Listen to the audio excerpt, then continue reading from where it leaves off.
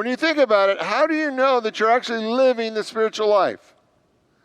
What's the difference between just kind of telling yourself, well, I went to church once this week, or I went to church once this year. I must be living the spiritual life.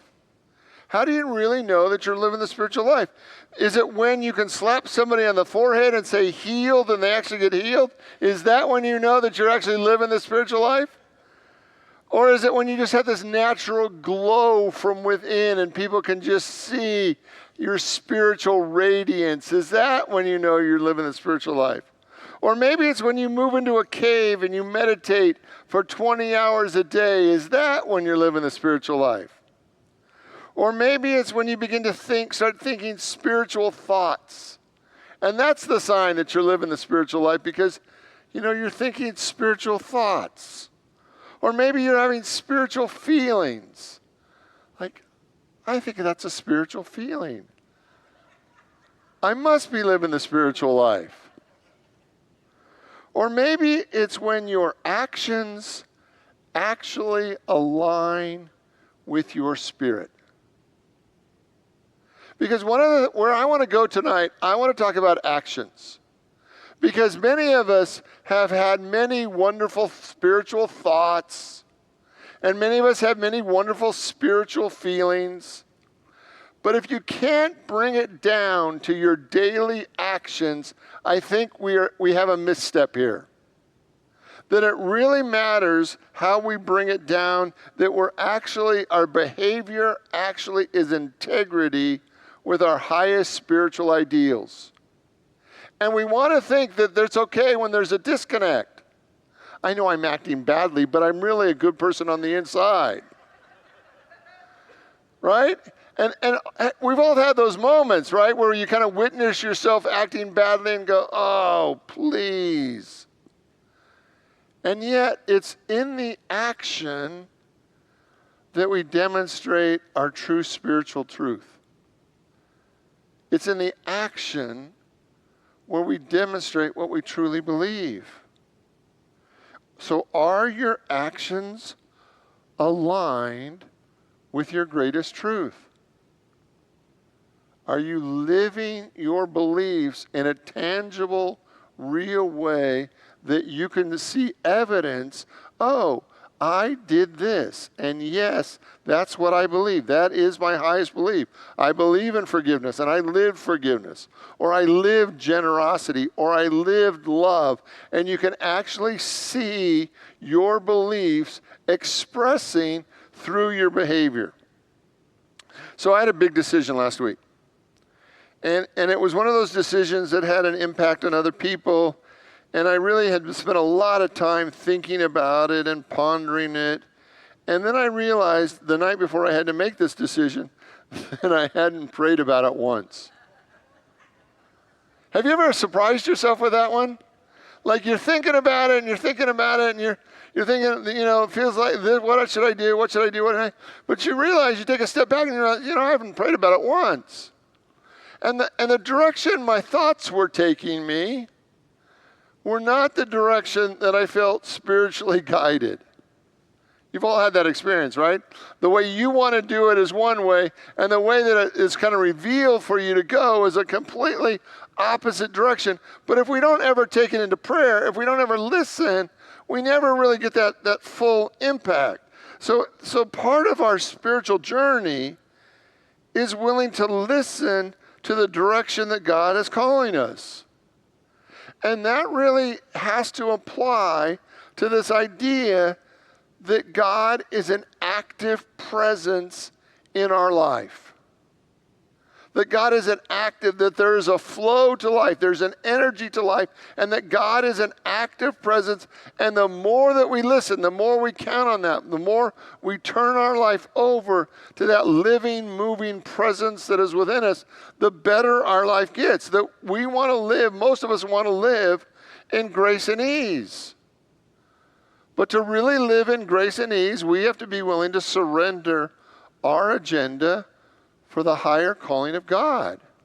Because the truth is, sometimes we don't know. How many of you know what's going to happen tomorrow? How many of you like to believe you know what's going to happen tomorrow? Right? But there's this inner thing about that we actually have to learn to surrender, learn to listen, learn to stop, and open the gap to God. Another example. This one wasn't my finest hour.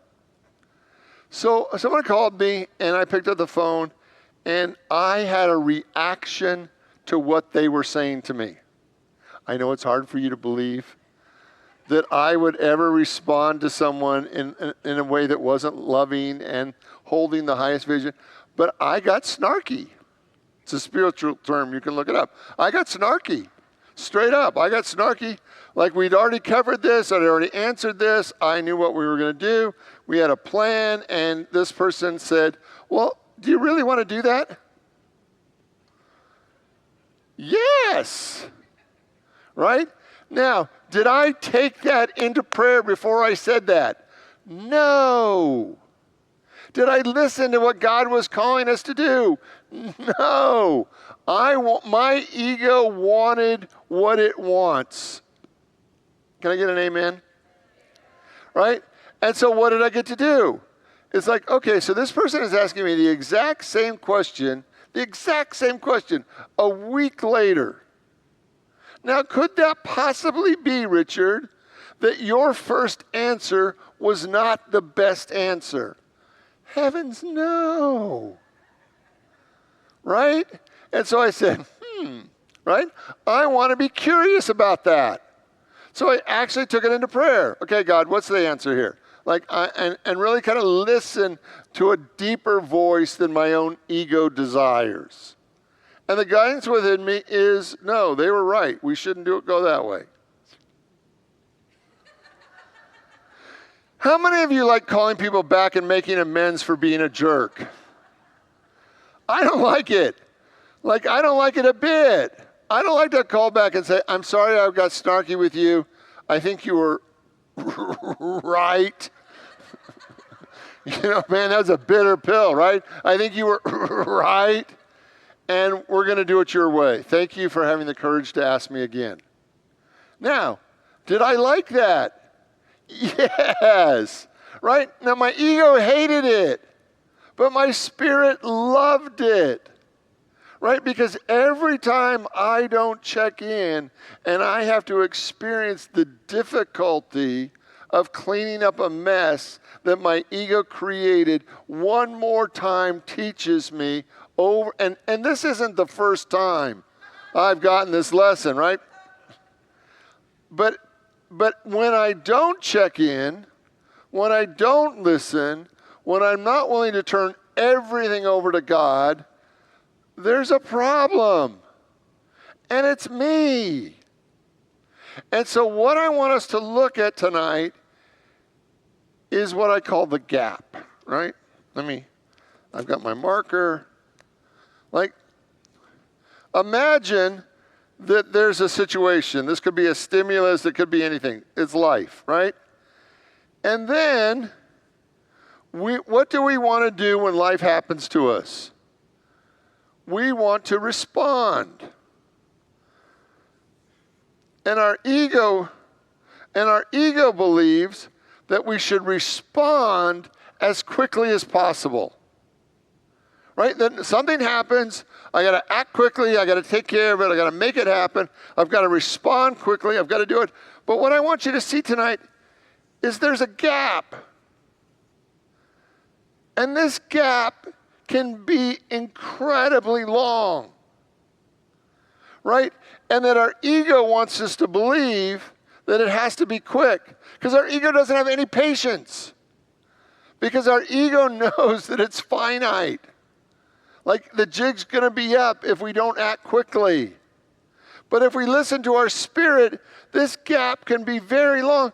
And sometimes we don't even need to respond at all. Have you ever had that experience where something happens to you and you think, well, I need to say something about that. I need to do something about that. That was just wrong. And Spirit says, just shut up. Well, your spirit may not say it. My spirit says that to me. Just be still. And you don't have to respond at all. Because if you respond, It's just ego. It's just ego. No matter what they did, no matter how small or petty or ugly it was, do you really need to add to that pettiness, that ugliness, the smallness in the world? And this is freedom.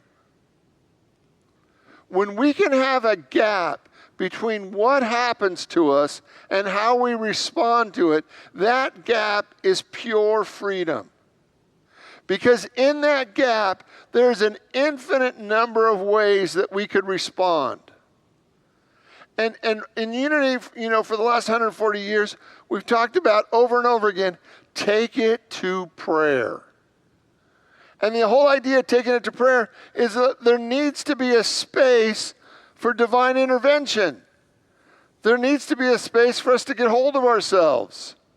There needs to be a space so that we're not responding to life over and over again out of our ego. And this gap is incredibly powerful.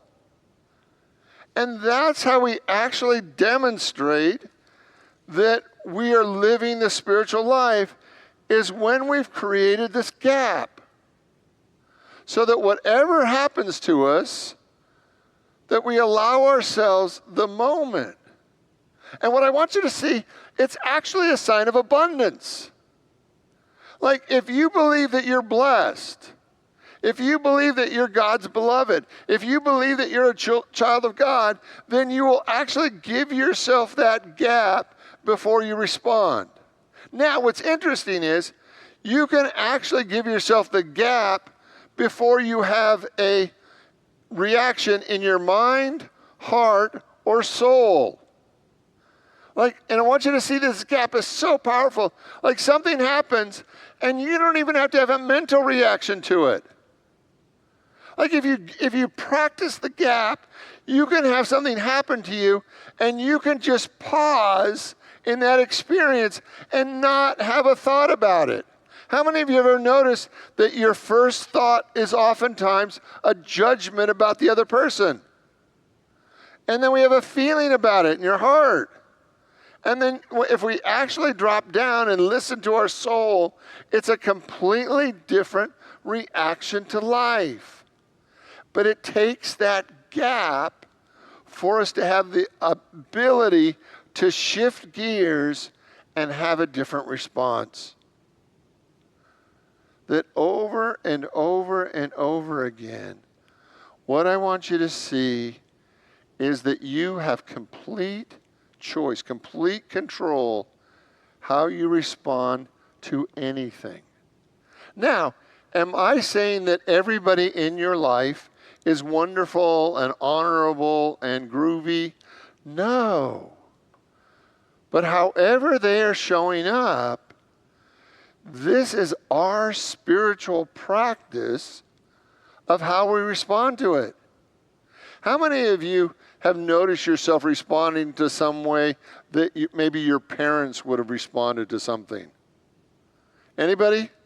Like, it's so in your blood that you just respond the way your family has responded for maybe thousands and thousands of years.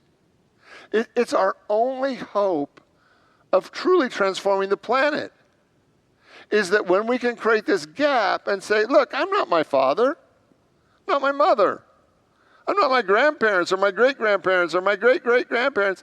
I am a full and complete expression of God just the way I am, and I get to choose how I respond to life at any moment. I get to choose. And when I choose that, I am actually set free from all of the bondage of my past. So can you see an area in your life where you have a tendency to respond the way others taught you to respond? Now, that may be a very good thing, but maybe not. You get to decide. I'm in charge of my choices. Together? I'm in charge of my choices. Okay, so can we agree that every response isn't equal. Right? Some responses could be better than other responses. Some responses can require maybe a cleanup afterward in aisle 6 because we had a leakage, right? Right? So some responses are better than others. And what I want us to do is have the ability to slow down and actually choose. Now, I want to take it one step deeper. I believe that we have to be able to discern the difference between what our head, heart, and soul are saying to us. And when there's a decision, I want you to be able to tell yourself, what is my head saying about this? What is my heart saying about this? And what is my soul saying about this? Because when we can get to that level of clarity, I believe that we're actually free. So you want to try? You want to play? I want you to think about a decision you have to make. Could be anything. I want you to think about a decision, right? Could be anything. And I want you to close your eyes. We're going to close our eyes. Nobody's going to touch you while your eyes are closed, I promise. Right? You're going to close our eyes, and you're going to ask, you're going to put all your energy up in your head, and you're just going to listen to what your head says. So about that decision, what does your head say about it? I want you to listen to everything your head says about that.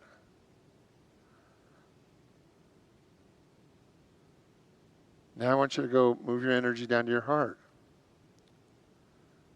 And what does your heart say about that decision? What does your heart say about that choice?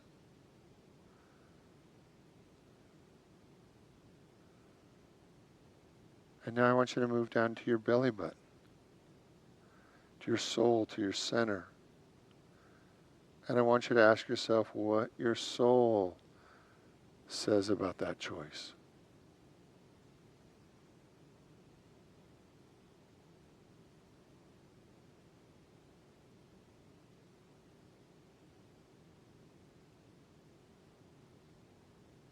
So what's your thought about it? What's your feeling about it? And what is your guidance about it?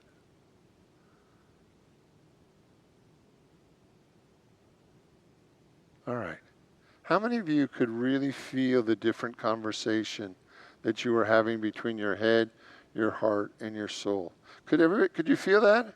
Now, I don't want you to deny any part of this discussion.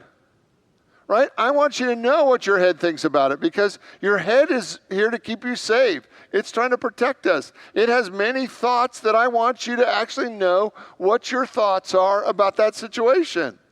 And I want you to know what your feelings are about it. But I also want you to go below your head and your heart to your soul, to your center, to your belly. And I want you to connect with divine wisdom there. Because for many of us, we do the head and heart thing really well, but we don't go below that. And I think the true way, the true path of really living a spiritual life is when we listen to our head, we listen to our heart, but we don't stop there. Because if we just listen to our head and heart, it's actually easier than going all the way down into your soul, because your head and your heart, they're on top. They get the first voice. They're the ones that scream the loudest. But when you go down to your center, to that still small voice, to that place that just knows, it doesn't scream. It actually just whispers to you. And when we can listen to that deeper wisdom of our soul, I think it changes the conversation. Because do I want my mind active in my decision making? Yes. Do I want my heart involved? Where's my passion? Where's my love? Do I want my heart involved in decisions? Yes. But where is my God in this? And that happens when I go all the way down to my center, down to my soul, and say, what does my soul want to say to me about this situation? And it's not always the same. That when we're talking about taking action, and living our life, expressing the glory of God that's within us, yes, we can operate just mentally. And we can operate just from our emotions. And, we can run our whole life just out of our emotions. But we can shift and go down to our center and really listen to what God's saying to us directly about our life. That there's a power that we have access to, but we have to get there. So let's do it one more time. Are you willing? So I want you to look at your life, and I want you to say, what's the biggest thing that's coming toward me in my life? And it could be anything. It could be, a job. It could be retirement. It could be anything. What's the biggest thing that's coming towards you? And I want you to just ask your head. So we're going to start. Put your focus on your head. Go up to your brain. Put your focus on your head. What does your head want to say about that challenge or that problem, that situation? And just listen. What does your head want to say?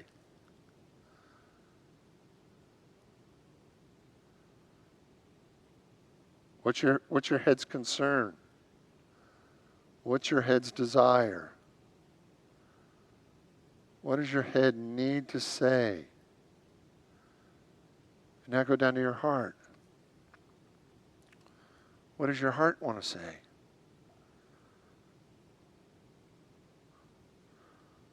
What's your heart's desire? What's your passion about that situation? And now let's go down to your soul. What does your soul have to say? What does God have to say? And to truly, deeply, profoundly listen and to be able to discern all three voices. Because many times we stop at our heart and we don't go down to our soul and truly listen to what God has to say to us. You ready? Could you hear it? There is a Buddhist, actually it's Zen. And the Zen quote is, before enlightenment, chop wood, carry water. After enlightenment, chop wood and carry water. I'm going to read from Layman Pang, the Buddhist Zen tradition, and he lived from 740 to 808, so a long time ago, right? This is what he wrote. My daily activities are not unusual. I am just naturally in harmony with them, grasping nothing, discarding nothing. In every place there is no hindrance or conflict. My supernatural power and marvelous activity is drawing water and chopping wood. And I want you to see that there's a process that we go through as we're living the spiritual life. And as we get more and more practice at moving from our head to our heart to our soul, there's a moment where we are no longer in resistance to life. We're just operating from our soul. And the Zen master, the Zen teacher, is teaching us that when we no longer are grasping at nothing, discarding nothing, in every place there is no hindrance or conflict. My supernatural power and marvelous activity is simply drawing water and chopping wood. See, if we truly want to live in grace and ease, then we have to be willing to step out of our head and out of our heart and down to our soul. And then everything we do becomes spiritual practice. Everything we do is we are being guided and directed by that one presence and one power. Another Buddhist story. A young boy comes to a monk and says he dreams of enlightenment and learning great things. When he got to the monastery, he was told that each morning he would chop wood for the monks' fires and carry water up to the monastery for their cleansing and cleaning and kitchen. He attended prayers and meditation, but the teaching he was given was rather sparse. One day he was told to take some tea to the abbot in his chambers, the head of the monastery. And so he did so, and the abbot said he looked sad and asked why. He replied, every day I do all I do is chop wood and carry water. I wanted to learn. I wanted to understand. I wanted to be great one day like you.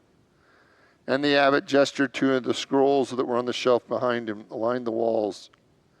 And he said, when I started, I was like you. Every day I would chop wood and carry water. And like you, I understood that someday to do these things, I wanted to be more, to move forward. And eventually I did. I read all the scrolls. I met with kings and gave counsel to the famous.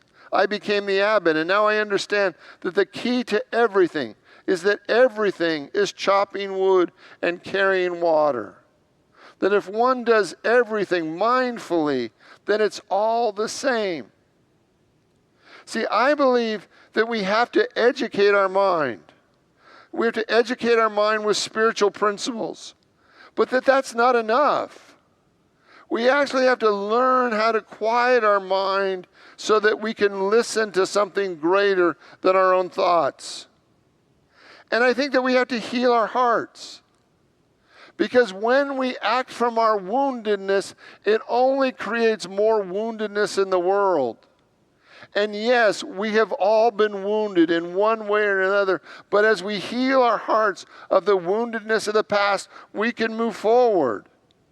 And in moving forward, we express our soul, our divinity, our godness in our daily activities that is transformative. To make a difference in the world, we have to be able to understand and hear our mind, our thoughts. We have to be able to hear our heart, our passion, our desires, but we also have to heal our woundedness so that we're no longer operating out of our woundedness.